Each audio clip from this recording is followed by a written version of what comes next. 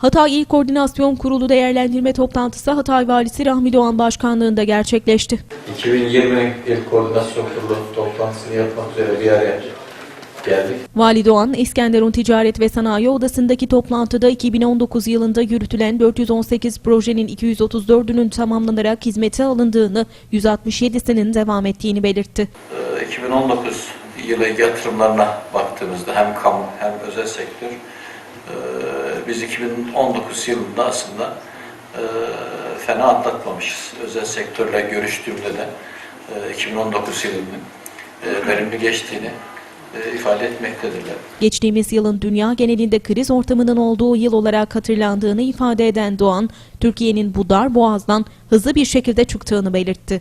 İl anlamında da baktığımızda bir önceki yıla kıyasla oldukça başarılı bir yıl geçirmişiz.